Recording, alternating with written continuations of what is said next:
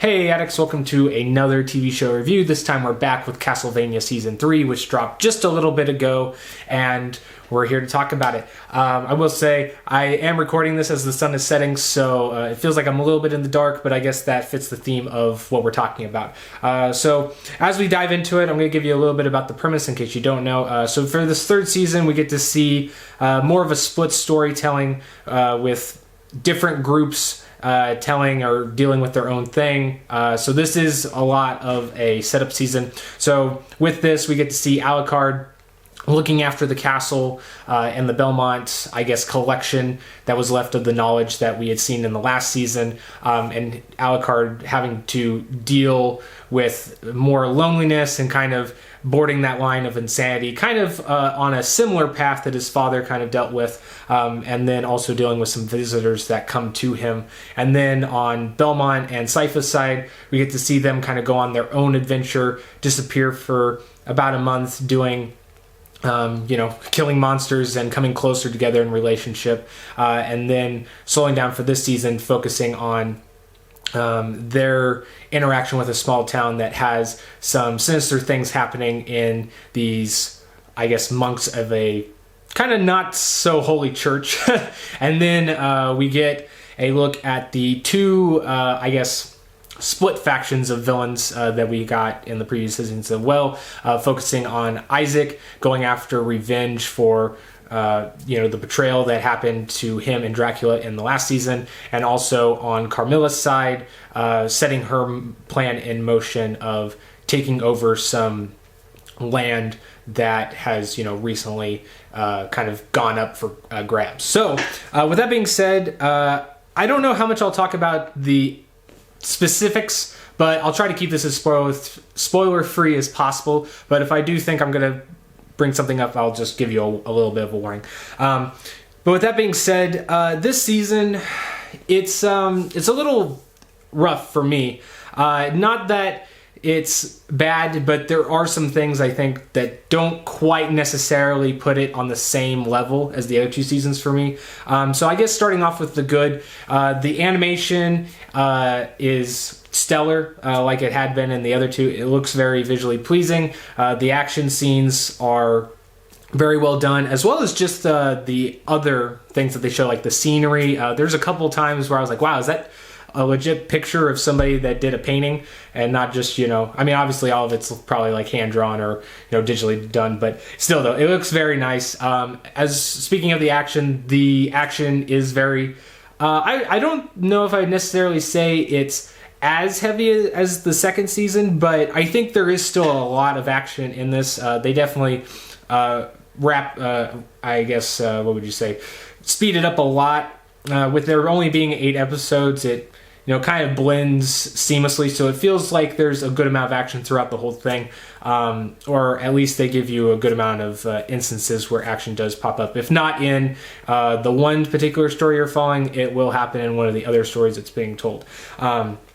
So with that being said, I'll go over just a little bit of the downsides, or not so much the downsides, because this is, like I said, a setup season. So there is a lot of development and also building up to, different events that are going to become a big problem for certain characters in the next season. So, integrating new characters and giving development of some of the older characters that we know of, that is all done very well in this. A lot of the new characters I love a lot. Some of them I do find funny that they don't really give names, they just give titles to them.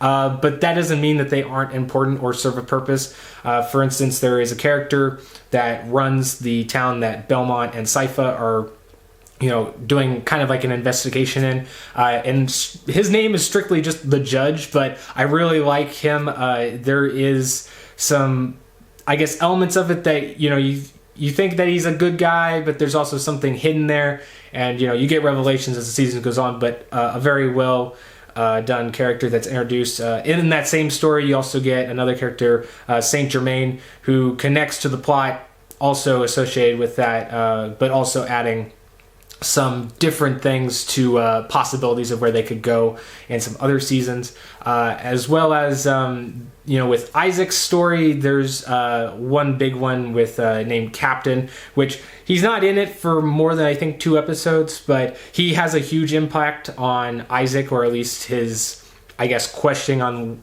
his philosophy or direction in life. And then with Carmella's side, I think we had seen some of her sisters before in the previous seasons, but we really hadn't had that much of a look at them. And in this one, you get to learn a little bit more about those characters and then see what they have in store and where they're going to be working towards. As well as seeing Hector, but Hector, he's kind of a pitch still. But some downsides, I will say, because, again, this is a setup season, there isn't much room for a huge climactic face-off. Don't get me wrong, they still have a very important life or death scenario that comes up, but in terms of the show, I'm pretty sure almost all of the things they go up against are kind of life or death, so to say that doesn't really mean much to me.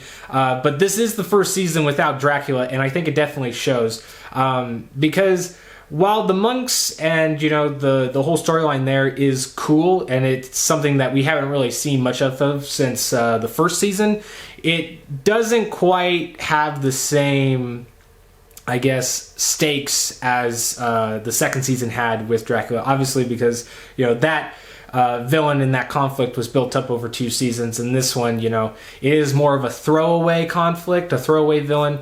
But I do like some of the elements they incorporated in it, and again, as the scope of the season going in the direction they are headed in, I think it's going to pay off in the next season. But as far as in this season, it does kind of leave a that was all right, that was good, but nothing like whoa.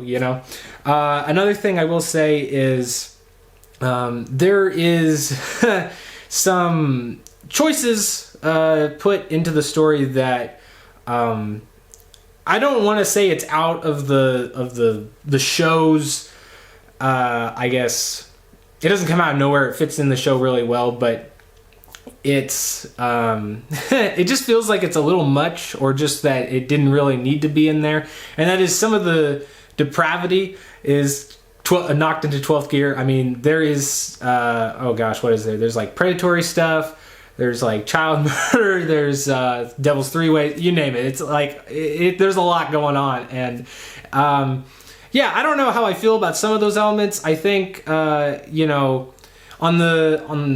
one side, I think it does fit in the world that they've already shaped, and because it is more of a darker or gritty show, those things aren't necessarily out of place. But it feels like some of them were not really necessary. For instance, there is one, I think, in episode, it's the second to the last episode, dealing with Alucard and his visitors. There's something that happens between the 3 of them that I don't think was really necessary for them to execute what they wanted to do, because it already seemed like they had accomplished getting the opportunity to present itself.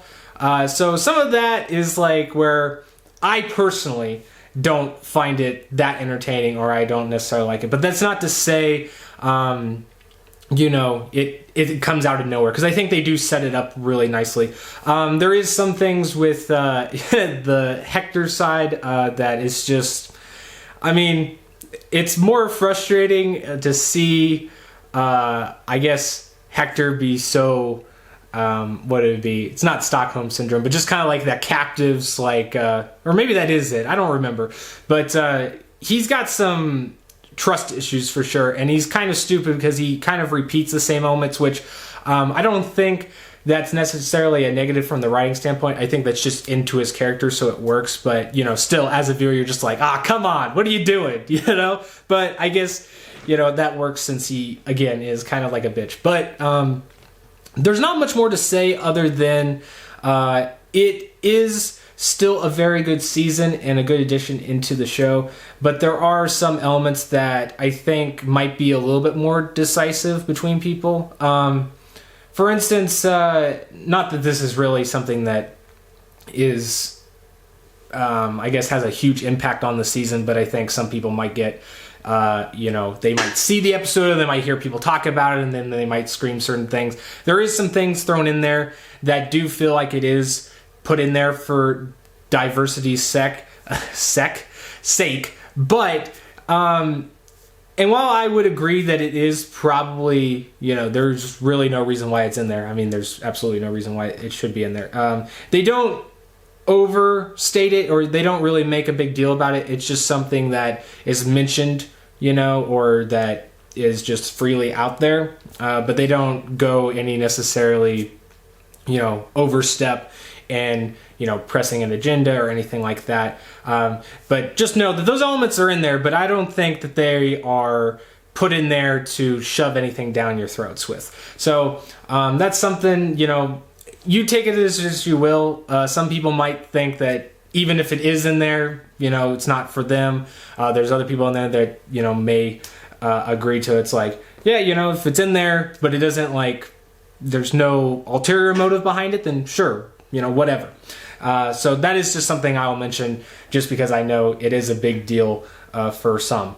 But for me personally, I did not find the season as enjoyable as the other ones, but I think there is a lot that they did with this season that's left me excited to see where they're going to go for the next season. I think a big standout, probably the two biggest standouts, is the direction that Alucard is going to be going. I knew this just from the games, or at least I think it was from the games because they went the same approach. So that's something that I saw coming. Some people that just watch the show may be surprised or really blown away by the direction that they're going to be going. But I thought that was a standout, as well as Isaac's. Isaac's, I would say, even more so, just because I feel like we get a more complete journey for him. It feels like he's really gone through not only physical obstacles, but also wrestling with himself and his own philosophy. So I think that's the one I would say is the standout of the whole season. But, not to say the other ones are bad, but again, some of the main conflict in the season is going to feel a little lackluster. But I think if you're in this show for the long run, you're going to be really excited to see where they're going to go from this. For me, I'm going to be rating this I liked it. I did like it a lot, but it's not on par with maybe the last season, at least for me. But I think, if you're a fan of the show, you will enjoy this just as much. It still has that witty humor. It still has great action, and it's still got that same take on themes and grittiness. So, if you like the other seasons or you've loved them, I think you'll like this one just as much. It's just for me personally, I think I'm in a little bit of the minority and it just wasn't as good. But that's all I'm going to say. I hope that you guys found this useful, or just, if you've already seen the show, let me know what you thought of it. Did you like it as much as some of the other seasons, or are you kind of like me? You liked it, but just not as much. And what are your predictions for the next season? So with that being said, I'm going to keep this pretty short, or try to keep it short. And as always, I hope you guys have a great day, and peace, addicts.